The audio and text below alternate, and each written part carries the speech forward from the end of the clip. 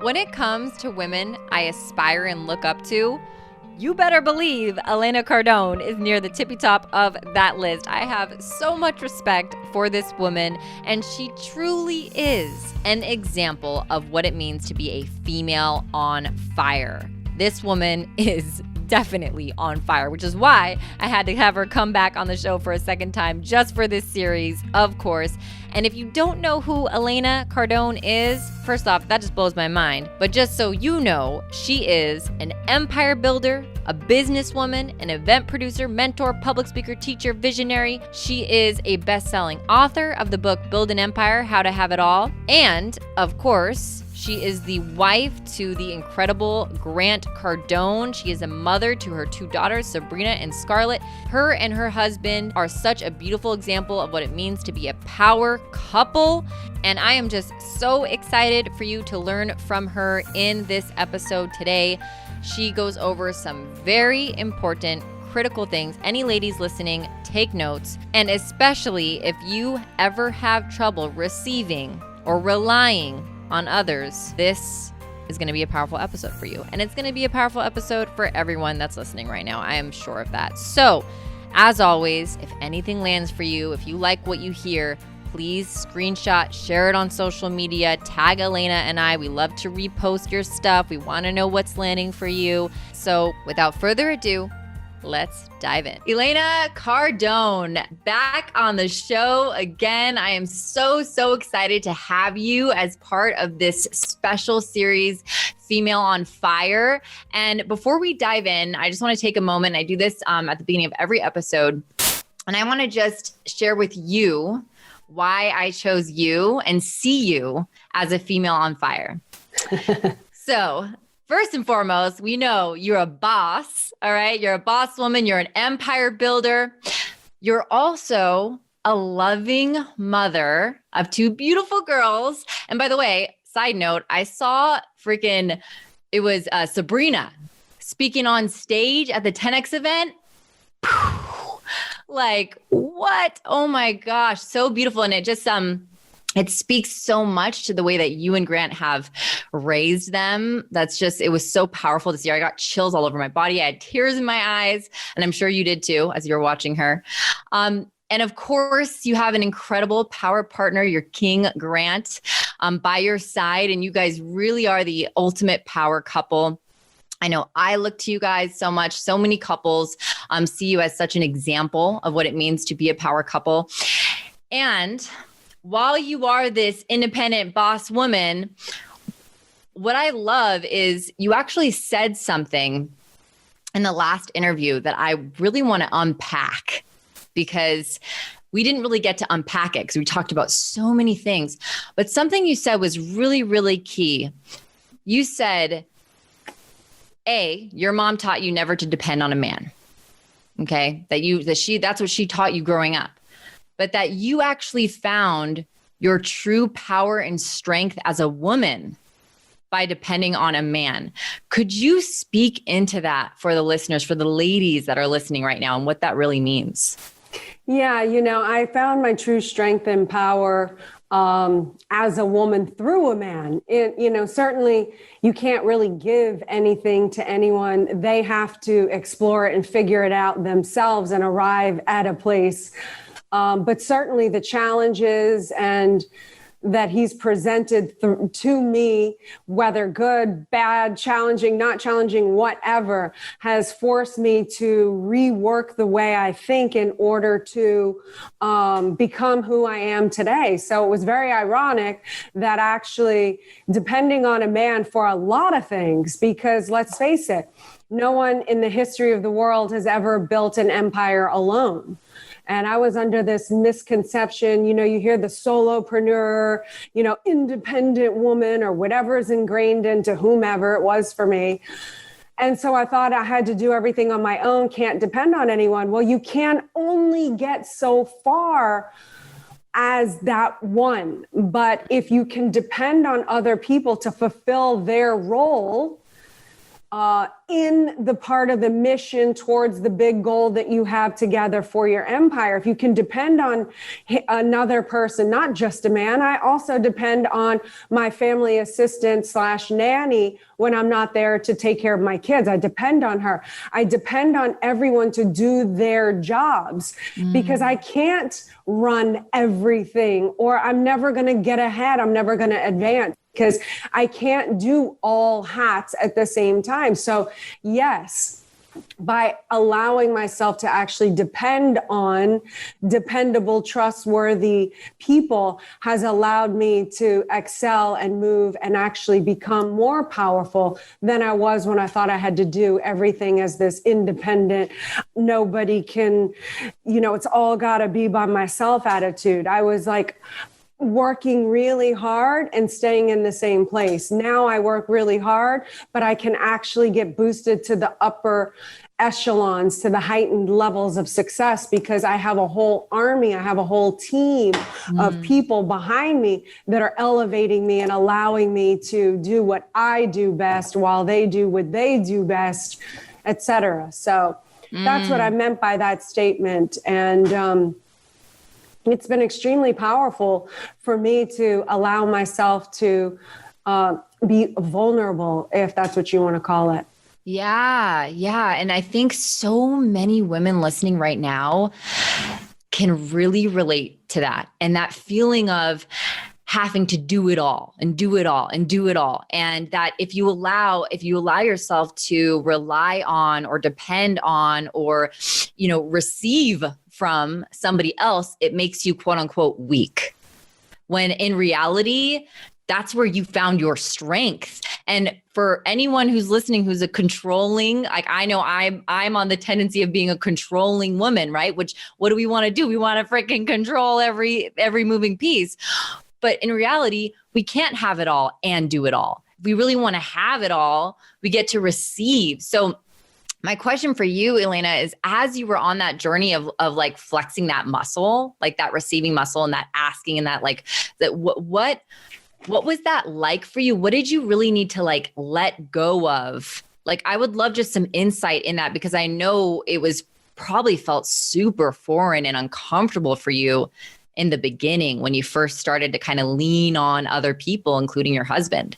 Yeah, that's true. Well, what I had to do was, first and foremost, once I understood what my real objective was, what's my purpose, what's my mission, and it's changed over the years. In 2008, when my husband and I, pre-social media, were on the verge of losing it all, which was a big eye opener. My purpose was to survive back then. My purpose was not lose everything. And that was my purpose. And that fortified us as a team. And we had to change what had been our normal operating basis at that time. And we had to change it in order going forward, in order to not lose it all and in order to secure our future going forward. So my purpose now is, I want to fast track other people's way to success. I want to turn as many people on to Grant's products and services so they understand financial literacy, et cetera, et cetera, et cetera. Mm-hmm. So the purpose now is for me to help as many people as I possibly can. It was different in 2008. In 2008, I could only help myself. I couldn't help anybody else. I was trying to survive. So the purpose changes. But once you understand your purpose, whether it's a short-term or a long-term purpose at that time, then it's being able to delegate the roles, knowing who does what based on their strengths and weaknesses, and then allowing them to be the boss of that area. I found that if I get to be the boss of my area and no one gets to have the right to come in and bypass me because I'm the boss of that area, then I don't have the need to be controlling over every area, because normally the one department that you are boss of should give you enough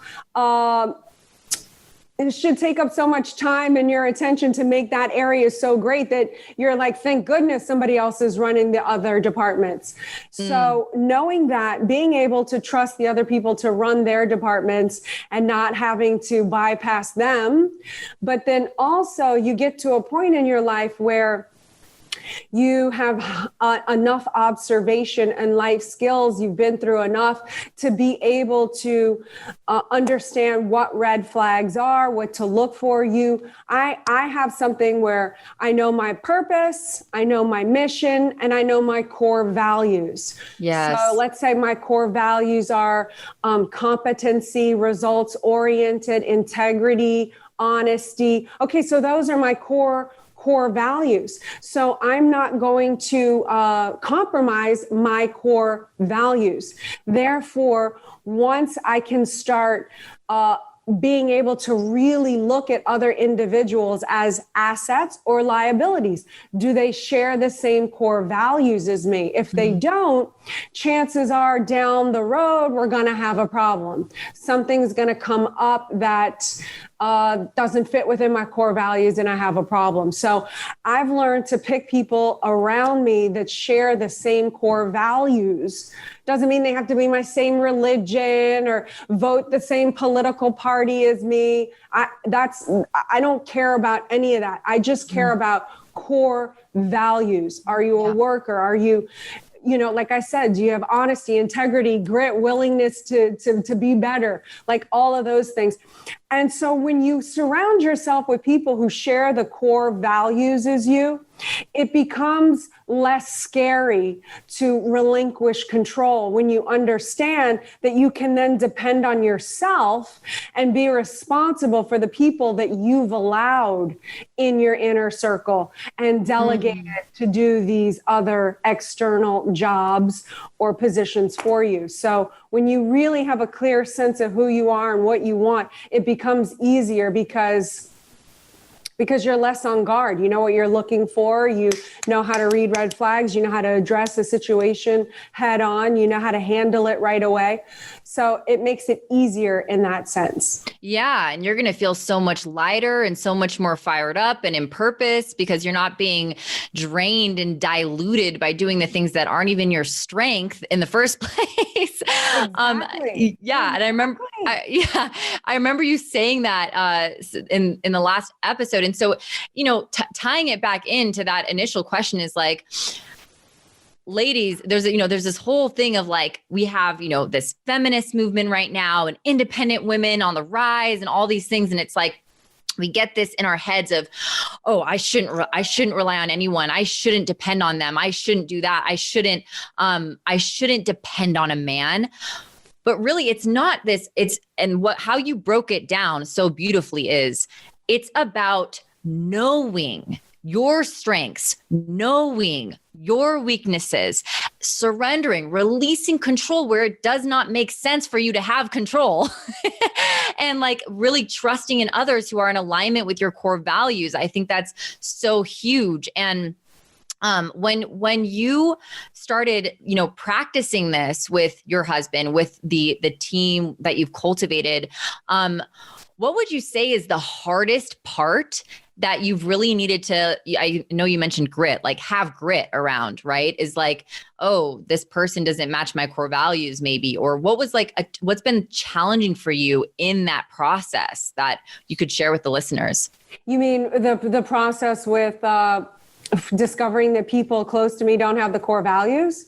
Yeah. So as you're letting go of control and you're starting to kind of delegate or like release certain parts of what you've been, trying to do all yourself, what is like a challenge that you came up against? And I gave an example of like, say somebody wasn't part of your core values. Like, how did you deal with that? What's like a challenge that you faced? Yeah, I think that was one of the most difficult things was, I've always kind of just been also under the love everyone, don't be judgmental. Like it's who cares what they do in their life as long as they're, not doing it directly with me.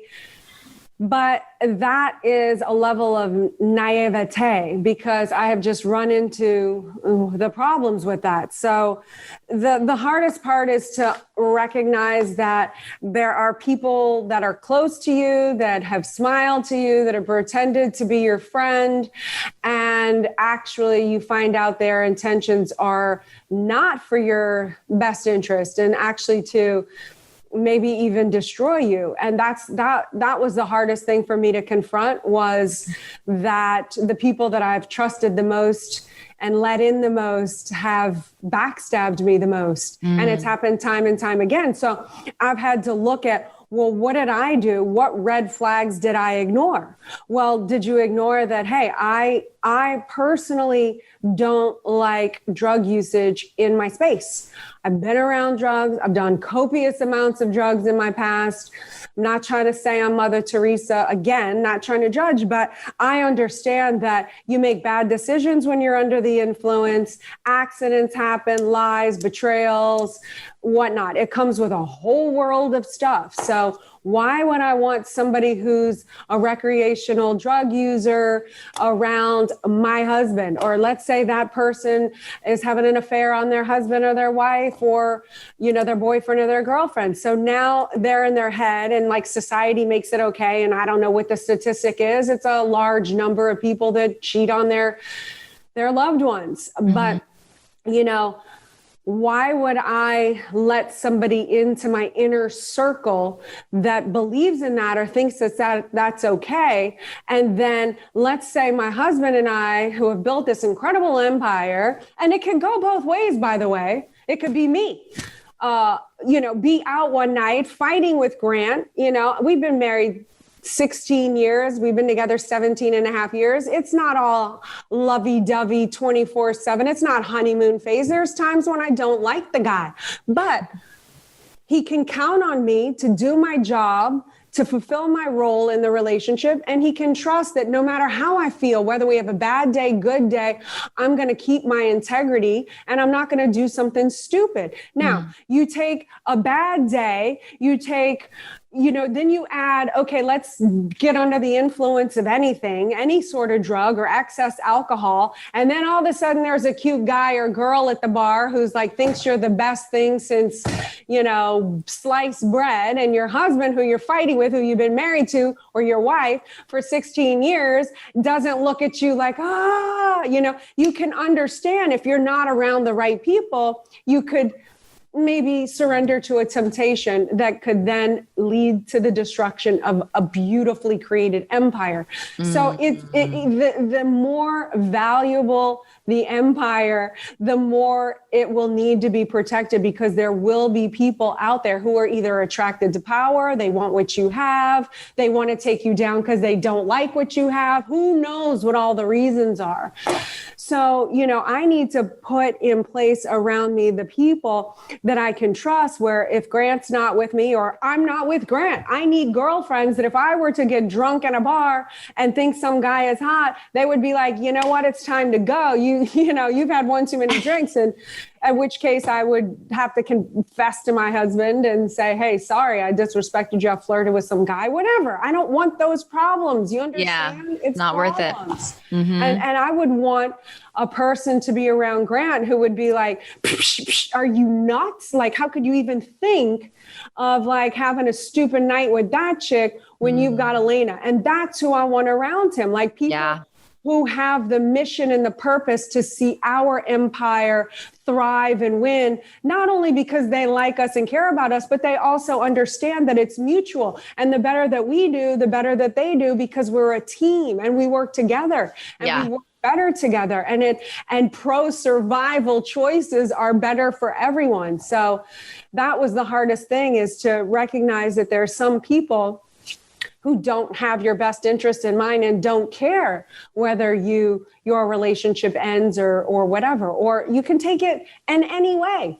Anyway, it's not just infidelity. It's, it's a person that I have around me that maybe wants to pit my kids against me so they could be the cool one with my kid. I mean, it goes on all different kinds of levels. Yeah. Yeah, totally. And I love what you said about like, immediately you said, okay, if someone, let's say someone, does you wrong, quote unquote, right? And betrays you or backstabs you. I love that immediately you went to, all right, what red flags was I not willing to see? What can I learn from this? Because so many of us, it's so easy. I mean, come on, it's so easy when something like that happens to play the victim card. Woe is me and being your victim. But that's what you just said is so important. And I don't want to overlook that. That's why I'm like emphasizing this, is you went right into responsibility. Like how, because listen, if we don't do that, we're going to create feedback loops. Like that's exactly over and over. Same situation, new person, same shit, different guy. Exactly. And that's what was happening to me until I was able to take a good, honest look and be real with myself. And I say, you know what, the out points, when you look back in hindsight, they were all there. Yep. Excessive drinking, cheating, whatever it might be, you know, not paying taxes, whatever it is. That's like, you think, that's no big deal. Well, if they're not doing there's other little areas that are like sneaky and whatever. I just want clean, you know, I'm not perfect. And, you know, I never claim to be, but at least I have the courage to clean myself up and correct the wrongnesses and make it go right. And that's all I ask of the people around me as well, too. So yeah, I love it. I love it so much. And I really want to encourage listeners to take action on this, like right away, right out, like really get crystal clear on your values. Like what Elena said, I have that written out in my journal. I have it on my phone. So your core values, what are those? And also like, what are you for? What are you not for? Like if you're against, you know what I mean? Like if you're against, like if cheating, you mentioned cheating, have an affair, cheating, infidelities, if that is a hard no for you, if you're like, I'm so against that, but yet you have someone in your circle who you know is doing that or has done that, I mean, that's where you get to take a hard look. Here's the thing. And I do want to make this distinction. I'm glad you brought that up. Now, if I find out and I talk to the person and I try to say, hey, you know, like, is this what you want your empire to look like? The king, the queen, they cheat on everybody cheats, families are broken, kids, you know, there's a lot of ramifications. Let's have a talk about it. You know, how do you want to handle this? Do you want, you know, maybe if it's appropriate. If not, maybe I just create a little distance. But I'm talking about my immediate circle, who I let around myself and the kids and whatnot. Now, I just want to clarify this. It doesn't mean if I find that out about everyone that they get axed from my life. Like, no, of course. I mean, we have staff, I think 500 employees, not just at Cardone Enterprises, but, you know, with the apartments and everything else. I'm not going into everyone's background trying to be the, you know, the ethical God here. But like, for instance, I have some friends who are amazing and they're assets to me in other ways, like maybe security. They understand things. I can depend on them. They'll have my back. They can educate me this. Let's say that person I find out cheats on their wife or whatever. And that little circle of guys, they party too much and this and that. That's fine. I understand that. It doesn't mean I have to be disconnected with them. At the same time, it doesn't mean I'm going to let them have access to Grant. Yeah. You understand the difference? Yeah, like, totally. I understand the royal court and who is where. And look, I'll exchange with those guys as well. Like, you know, I'll have their back. I'll defend them. I'll whatever. But at the same time, they're not going to gain access to Grant because I'm the gatekeeper of, you know, in my role in the family, I protect who's around the family, and it's just me. I mean, that's what it is. So, yeah, no, that's so it'll get blocked without them even knowing. It's just they won't have the opportunity. It's not like I have to say, well, I'm not letting you around Grant because you cheat on. It's just no. It's just not going to come up. Yes. So I love that distinction. It's your inner circle. It's those people that you are closest with, that you're sharing intimate relationships with. That's right. That's where you got to really audit. I mean, yeah, of course, it would be crazy to say, you have 500, you know, employees. It's like, no, their personal lives. But for the people, it's like, I'm sure we have staff here. They smoke weed. They whatever. I mean, you know, it's not my job to go, no, you cannot. And you know. Yeah. Understand? Like there are people here that are assets to me. They do their job. They do it well, you know, like, okay, that's great. Like, Yeah, that's a really powerful distinction. And I've gotten this question, so many times from my audience. So I'm happy we're talking about this because it is a very powerful distinction of people who you're letting in personally in your inner circle versus, you may have people that you work with, you may have people in, acquaintances, whatever. But it's really protecting. And I love that you said that that's your role, that you're protecting the kingdom and that you're the gatekeeper. I would love to kind of also kind of dive into that piece. I know you mentioned it in the beginning as well, and we're going to shift gears just a little bit here, is those roles. So, we talked about weaknesses, strengths, relinquishing control. How does one go about, you can even share how you and Grant did it as an example, identifying and defining those core roles? I'm sure there's like random ones that pop up, but like those core roles. Right. Well, for us, and it is more traditional, but it was very obvious. Grant's very good with money, with numbers. I am horrible at math. I mean, it's like glaring obvious. I count on my fingers. It's that bad. And me too. My husband would rival anyone with business and how successful he was. I don't even care if you're male, female, whomever. I mean, he's a genius in that area. So it was obvious, you are going to run the businesses. You're going to make the executive decisions. I will support you. I'll be a sounding board. But at the end of the day, I'm supporting your decision. When I'm here at the office, I am his wife. I do expect people to respect me. Mm-hmm. I don't walk around here like I'm Queen Sheba. But I also realize that even though we're equal in marriage, we're not equal in the business. I mean, he is my senior in this department. And my ego is not so involved that it's like, oh, I know as much as Grant knows. I mean, it's insane. I would be literally insane to think that. So it was quite clear and quite obvious. I'm the socialite. I can put on and create events and create family time. And so it was just a natural look. I run the family. I'm very fierce and protective. I shoot guns. I do MMA.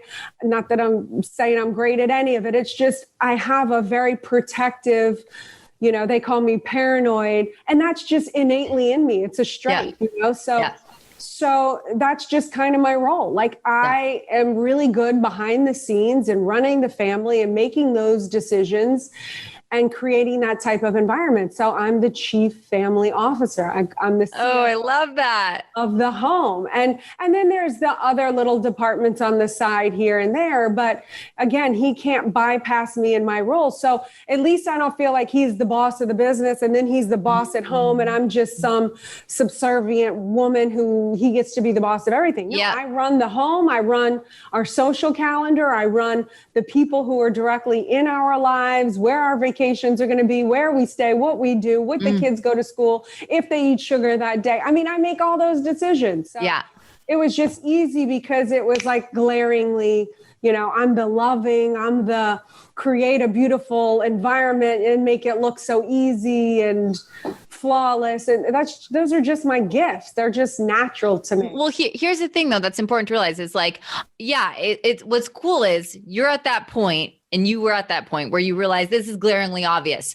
There are some listeners who aren't willing to look at the obvious, I know that was me. Right. So it's having that willingness to accept that like, hey, I'm not good at this stuff. It doesn't feel good when I do it and I ain't good at it. Okay. And that doesn't mean there's anything wrong with you. That means there's actually, you get to focus on what's right with you, with your strengths and like really being able to own your gifts. So that's what I heard you say is like, you really are like, hey, it's glaringly obvious that I'm not good at finances, which by the way, I'm the same. And it's also glaringly obvious that I'm this socialite. I love planning events, So you're very clear in these, in your gifts and in the things that's like, that's not something that I love to do. And it's also something I'm not good at.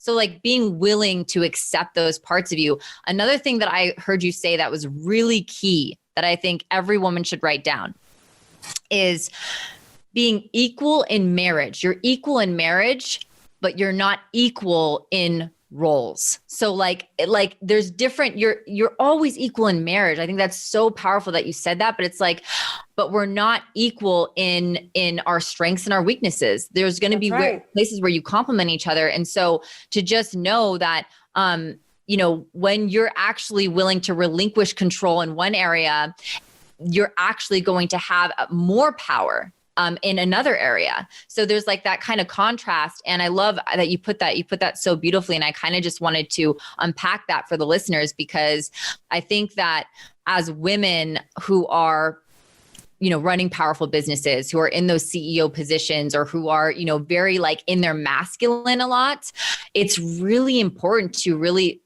step into your, feminine as well, when you're not freaking, I'm in my masculine a lot during the day because I'm running my business, and like being able to relinquish control feels good with my man. Like it feels good to like, oh, okay, you've got this and I've got this. And then you get rid of that power struggle. That's right. Well, here's what I learned is that when we were having the power struggle against each other, we were not advancing. We were working really hard and we were staying the same.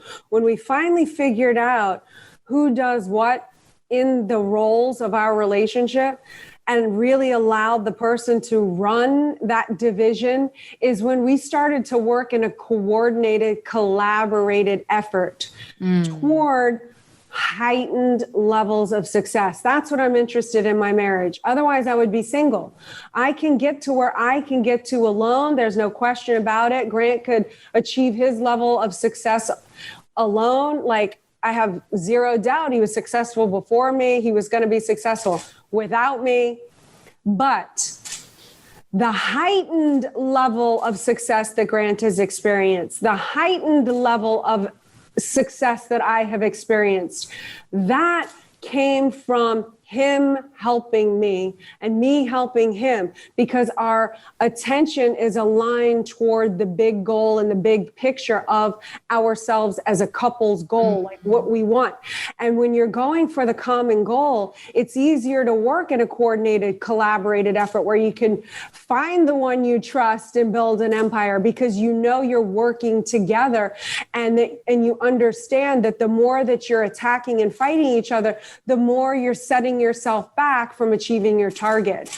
And I'm interested in the heightened level. I'm interested in upper echelons. And so is he. So it makes it easier to not get into the nitty gritty of what I call the one-offs. It's the offenses that are only going to repeat themselves the one time. Most of the time, I don't address those. Like, it's just, okay, we're moving the ball down the field. I want to win the Super Bowl. I'm not going to harp on game 3 when I have a Super Bowl I'm trying to win. So it helps in so many areas to let certain things slide, or figure out, hey, how can we work better together to move forward, like in a coordinated, collaborated effort, so the both of us can achieve heightened levels of success. Because if we're not achieving heightened levels of success, for me personally, I'm not interested in the relationship. I can do me. I've done me. The only reason for my partner, whether you're with someone in a non-platonic way or not, it ultimately should be, no matter who it's with, so that y'all can help each other reach those heightened levels of success. Otherwise, don't be a burden on me. I know what I can do on my own. I'm only interested in that together. You're bringing it back to that vision. Bringing it back to that vision is so huge. And you and Grant have created a vision together. You really have. And what you talked about, really, to me just now, what you were describing is true union. It's true union. And another analogy that I've been using this a lot recently is like, yeah, sister, you can do it on your own. You can get there on your own. We're not saying that you can't. We are not saying that. You most certainly can. However, let's compare it to. It might take you longer. You might not go as high. Yeah, exactly. So the comparison that I love, and I think that you'll love this too, is like, say I'm in California. I want to get to Japan. Okay. My vision is to get to Japan. I could take a rowboat and I could row my ass to Japan. Okay. Eventually I'm going to get there. All right. Eventually I'll get there. That's right. Or I could take the jet plane. Right. So what Elena and I are saying is take the effing jet plane. Okay. Don't, because it's Look, much more efficient. It's faster. It's strength in numbers. It's strength in numbers. 2 is always going to be stronger than 1. 4 is going to be stronger than 1. Like your team, your people, the expansion, the growth. And certainly if I'm giving 100%, and I'm a very powerful person, and Grant gives 100%, and he's an extremely powerful person. If we're each giving 100% behind one another, that 200% is 100% more than the person given 50 and 50 in the relationships puttering along. It's like you don't stand a chance against us. Like we're just going to be like, and you're going to be like, well, I want what they have. And they make it look so easy. And they don't deserve to have everything that they have because everything comes so easy to them. No, it's because we work in a coordinated, collaborated effort with a clear focus. We gave sacrifices. We made tough decisions. We had to be strong enough to cut certain people out of our lives and go reach for the people that can help us reach heightened levels and cultivate relationships. And there were so many right decisions and so many right decisions by avoiding being with bad decisions that got us to where we are today. And anyone can have it as long as you are willing to make a couple little tweaks and have the commitment to doing so. Yes, 100%. Relentless commitment. I've heard you talk many times about, hey, look, I'm not living this. You might think I'm living a fantasy fairy tale. I'm not. Like, there's some real stuff that's going down, and it's true. Like you see the stuff you see on social media, there's stuff going on behind the scenes. There's challenges. There's like obstacles that you come up against. It happens, but it's about the perseverance and the focus on the vision. So I love that, pushing the ball down the field together as a team, keyword team. That's everything. So I love all of that. Elena, that was so powerful. And I know the women are like, I know the women listening and men, I'm sure there's men listening too, that are just loving that and writing a ton of notes, I'm sure. I want to respect the time because I know we're coming near the end. And also I have a question for you that I ask every woman who comes on this series, and you can take this wherever you want to go. But I want to know, what is something, Elena, that you used to hide or dim or mute about yourself personally that you feel that you have really reactivated and reignited through your journey to becoming the female on fire that you are today? What did I hide? Or I probably, one of the biggest epiphanies that I was reminded of a few years ago, actually, was when I really learned how to become a friend to myself. And in my teens and in my early 20s, I was very abusive to myself. And I don't think people really, there was no social media and people don't understand what's going on in somebody's head. But I had so many insecurities and so many confusions, and I would, go escape in recreational drugs or excessive alcohol, or, from time to time. I was never an addict, but, from New Orleans, I could throw down when I wanted to. But it went beyond more than just, a fun or a good time or whatever. It was damaging to my self-confidence. It was damaging long-term effects. Yeah. And, a few years ago, I really looked at some things in my life of where I had compromised my integrity and when that I had kind of lost certain confidence in certain areas. And then I worked on rebuilding that strength and what I needed to do to now elevate myself and become the woman that I am today and accept who I was. I don't try to hide it now. I've embraced it. And I realized, through the course of all of it, I've always been an amazing friend to others. I will tell people the truth. I will hold them accountable. I won't let them beat themselves up.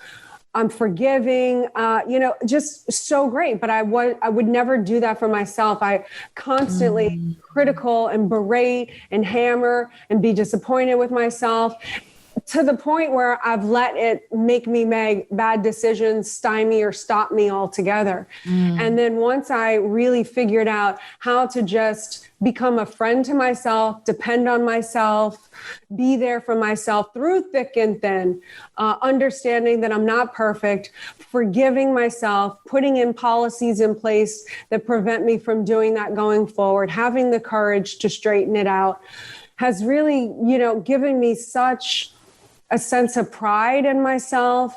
And it's just made me a better person because of it. And I'm not perfect. I still bash and I'm still really hard on myself, but I don't allow it to take me to that next level to where I'm actually inflicting self-harm upon myself with the decisions that I make. So that's a good one. That's such a good one. That's such an important one. I can relate to it so much, actually. It's when you go through those moments, I mean, like, hey, we're human after all. We're not aliens. We're not robots. Like, we're gonna mess up. It's inevitable. When we do, treating ourselves the way that we would treat someone that we love, like our friend, like when they're going through something, we wouldn't berate them. Oh, what's wrong with you? You ignorant. You know what I mean? Like, exactly. we wouldn't do that to them, but yet we do it to ourselves. And I do this, actually, I do this powerful exercise in one of my workshops where I actually flip the script with women to actually show them what they're doing to themselves that they would never, ever do to the person. I have them pick the one person they love and respect the most in their lives that they would do anything for. And picture them saying that, what they say to themselves to that person, how they treat themselves to that person, it shatters them because they're like, I would never do that. But you do that to yourself. That's right. You know what I'm saying? So it's like, and I have a feeling that once you really got that, Elena, because I know for me, I can speak for myself. When I got that, becoming my own best friend, this has been like a huge thing for me. So it's crazy that you brought this up. So accepting myself, becoming my own best friend, being my own reassurance, being my own compassionate, listening ear. When I was able to be that for myself, the quality of people that started showing up and being in my life, that's when I have right now, Gerard, my king, he is a reflection of how I've evolved with my own self-treatment. You know what I'm saying? That's so I have a feeling that you probably experienced the same thing, a reflection outward in your life, in your circle, in your people. Exactly. And the more that you then can trust yourself, depend on yourself, admire yourself, the more you realize, you know what? I can then also have other people, like you just said, around me the same way. So that in itself makes it easier to be willing to cut off the people that treat you demeaning and disparagingly, like over a long period of time, like over a trend, certainly one time where you're like, oh my God, you would never just cut somebody out. You have a communication with them. But, it's truly interesting when you do elevate your own game that now you won't be willing to allow it in your space like you were in the past. Yeah, it'll start it's like you have this beautiful garden and the weeds just start coming out because you're actually cultivating and putting nurturing energy into your own garden versus before ignoring it, not looking at it. You have weeds growing all over the place. That's right. The weed has a right to be there. Yeah. We should all share the same space. This is Earth. And who am I? Okay, so they're killing my beautiful roses that I imported from blah, blah, blah, that make everyone happy, that smell beautiful. But the weeds have a right to be there too. And so do those awful, nasty bugs that kill, it's just ridiculous. Yeah. Oh, good. Oh my gosh. So good. I love it. That's a really great, powerful ending. So I'm happy I asked you that question because I know if it resonated for me that hard, I know listeners are also nodding their heads and feeling that too. So thank you for sharing that so vulnerably and openly and honestly, Elena. It's always a pleasure to talk to you. I vibe with you so much. I love you, your mission, what you're up to, what you're creating. And so speaking of which, we will drop in the show notes all the things because I have your Instagram and those things. Is there anything else that you want to share with the listeners today? I know your book, I think we still have that link, but if you want to share that one more time. Yeah. Yeah, it's actually free right now. You pay the shipping, but I'll send you the book. If you go to elenacardone.com/empire, I'll send you the book today. Amazing. So generous. I love that. Just the parting words, I suppose, would be, if you think you can build an empire, then you can and you must. The world is ready for your greatness. Stop being so greedy and withholding it from the people like me that could benefit from your greatness, your products, your services, and really just go out there and be willing to take responsibility for who you are, what you stand for, and put yourself out there to make a difference for the better, because you can do it. And because you can, again, you should. And the world awaits you and your greatness. Certainly I do. Can't wait to meet you all. And thank you again, Ashley, for having me on your show. Oh, thank you so much, Elena. You're amazing. Awesome.